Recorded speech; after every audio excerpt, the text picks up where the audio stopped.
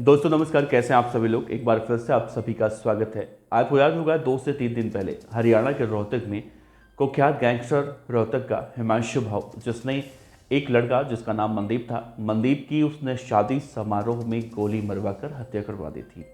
इस मामले में जैसे ही पुलिस ने 2 बदमाशों को कल गिरफ्तार किया, तो अब कई चौंकाने वाले खुलासे उन बदमाशों के द्वारा निकलकर सामने आ रहे हैं।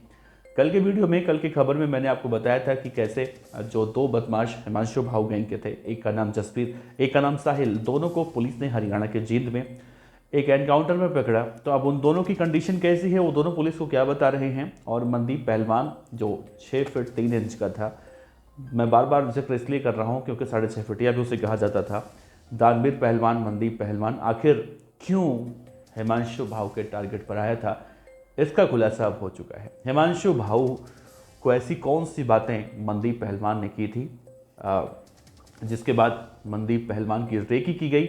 और नीरज फरीदपुरिया, जो हिमांशु भाऊ गैंग का साथी बताया जाता है, इस वक्त विदेश में बैठा है, उसने कैसे हिमांशु भाऊ की उसकी हत्या करवाने में मदद की, रेकी करने में मदद की थी, और आगे क्या कुछ जो जानकारी निकल कर सामने आई, वो पूरी कहानी मैं आपको आज के इस वीडियो में बताऊंगा। तो इस वीडियो के अंत तक दोस्तों बने रहिएगा। रोहतक गैंग वॉर, मनदीप पहलवान हत्याकांड के सारी बातें आपको विस्तार से बताऊंगा।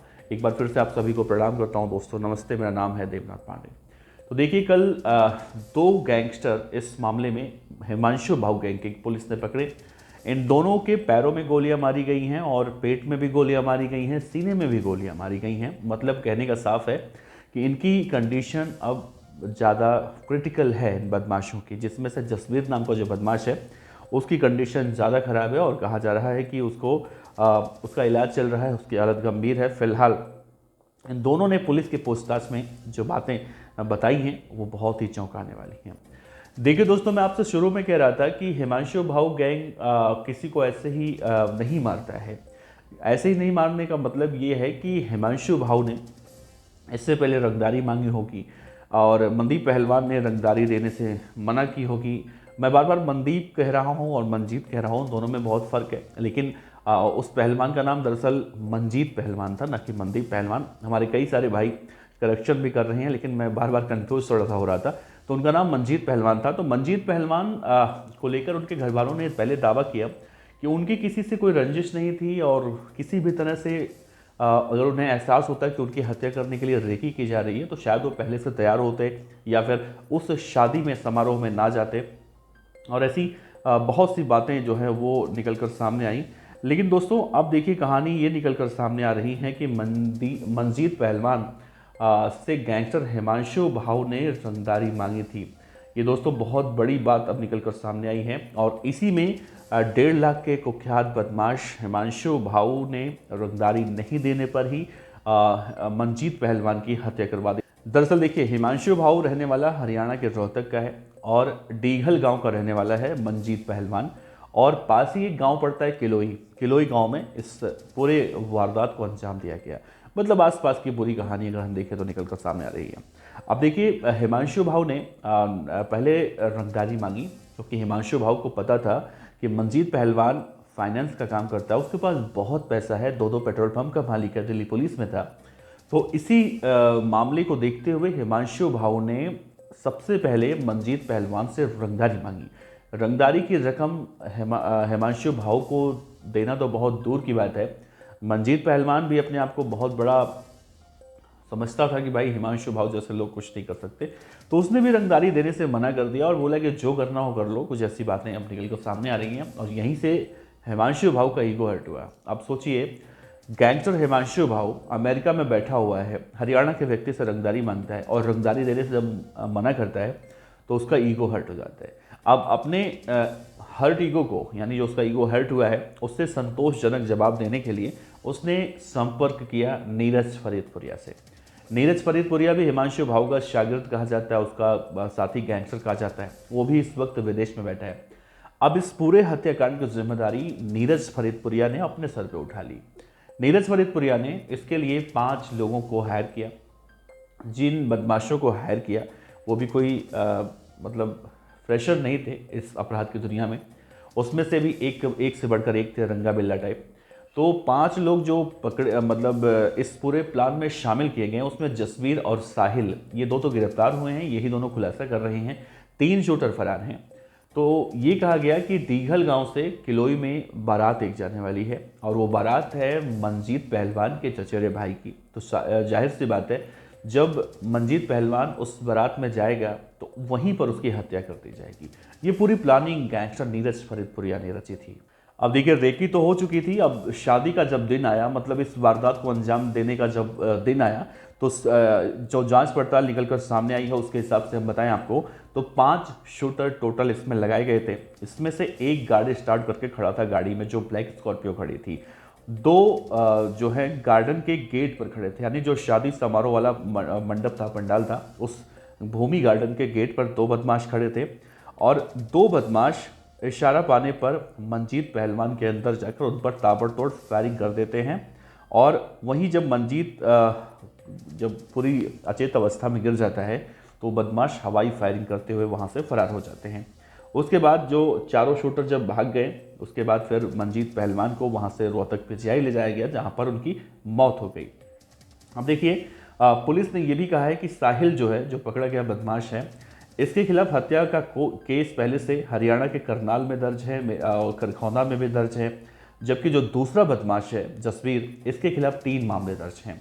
इनमें से लूटपाट का एक मामला इस पे दर्ज है। और जसवीर के बारे में मैं आपसे बताऊं तो राजस्थान में ये इतना ज़्यादा खतरनाक गैंगस्टर कहा जाता है। आपको याद होगा, अब से करीब करीब 1 साल पहले जब 5 दिसंबर 2023 को राजस्थान के राजधानी जयपुर में सुखदेव सिंह गोगामेरी, जो कि राष्ट्रीय राजपूत करणी सेना के राष्ट्रीय अध्यक्ष थे, उनकी हत्या हुई थी। उनकी हत्या में भी जसबीर जो पकड़ा गया है इस मामले में, वो भी सुखदेव सिंह गोगामेड़ी की हत्या में मोस्ट वांटेड गैंगस्टर था, उसमें भी उसकी तलाश चल रही थी।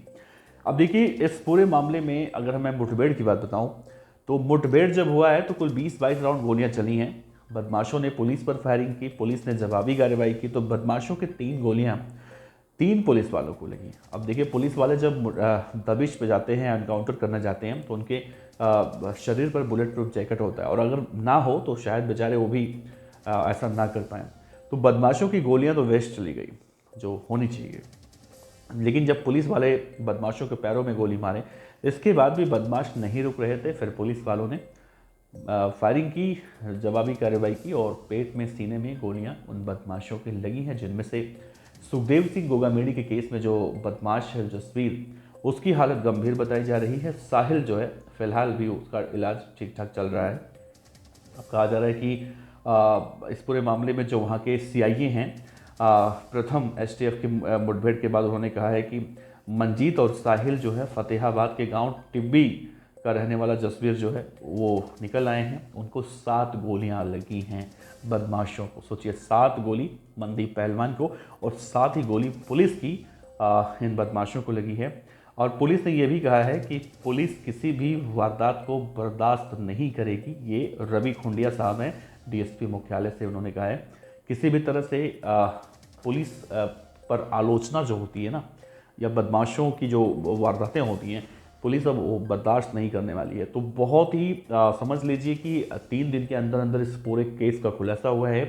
और सबसे बड़ी बात, मनदीप पहलवान, अगर उसे हिमांशु भाऊ गैंग की तरफ से फ़ोन आया था तो पुलिस में ना जाकर उसने खुद से निपटने की सोची कि मैं हिमांशु भाऊ से खुद ही निपट लूँगा। और अंजाम ये हुआ कि बदमाश का ईगो हर्ट हुआ, और ईगो हर्ट करने के बाद हिमांशु भाऊ ने नीरज फरीदपुरिया से फ़ोन करके कहा कि भाई अब बदला चाहिए, नहीं तो हमारा कोई मतलब वर्चस्व नहीं रह जाएगा, कोई हमें रंगदारी के पैसे नहीं देगा। फिर नीरज फरीदपुरिया ने 5 लोगों को हायर किया। अब जो 5 लोग हायर किए गए, अब बड़ा सवाल उठता है कि भाई ऐसे ही किसी के कहने पर कोई क्यों चला जाता है। तो अब इस मामले में जानकारी आई है भाई कि हिमांशु भाऊ, नीरज फरीदपुरिया, इन दोनों ने कहा था कि अगर तुम लोग इसे मार दोगे फिर तुम्हें हम अमेरिका अपने पास बुला लेंगे, और तुम वहीं बैठकर हमारी तरह आराम से रंगदारी की रकम मांगना, खाना पीना ऐश करना। तो ये कहानी निकलकर सामने आई है दोस्तों। लेकिन इन बदमाशों को शायद ये नहीं पता चलता कि जो गोली ये चला रहे हैं वही गोली फिर सामने से भी आएगी और फिर इन्हें भी लगेगी। सोचिए, 7 गोली मंजीत पहलवान को मारी गई, इन बदमाशों ने मारी, और वही 7 गोली इन बदमाशों को वापस पुलिस की खानी पड़ी। मतलब कहा जाता है ना कि जुर्म की दुनिया में जो गोलियां चलाई जाती हैं, एक न एक दिन वो गोलियां वापस आती हैं। बस फर्क इतना होता है, या तो उनके विरोधी गैंग का होता है या फिर पुलिस का गोली होता है। गोली तो गोली होता है। तो इस केस में भाई यही कहानी निकल कर सामने आई है और बड़ा खुलासा इसे आप कह सकते हैं। और बाकी अंतिम संस्कार को लेकर जो प्रदर्शन देखने को जिस तरह से मिला था, सड़कें जाम कर दी गई थी। मंजीत पहलवान भी अपने आप में बड़ा आदमी था, दो दो पेट्रोल पंप का किसी का होना, और खुद वो दिल्ली पुलिस में पहले रह चुका है। तो कहीं ना कहीं बड़ा आदमी था, और इस बड़े आदमी को मारना भी कहीं ना कहीं पुलिस के लिए भी एक चैलेंजिंग था, इन बदमाशों को पकड़ना। तो इस केस को अगर देखा जाए तो ओवरऑल 3 बदमाश अभी फरार हैं, इन्हें पकड़ने की कोशिश की जा रही है और बहुत जल्दी ये भी पकड़े जाएंगे। इसी उम्मीद के साथ आपसे विदा लेते हैं। आपका बहुत बहुत शुक्रिया। ये छोटा सा अपडेट था इस केस में। अपने विचार रखिएगा। नमस्कार।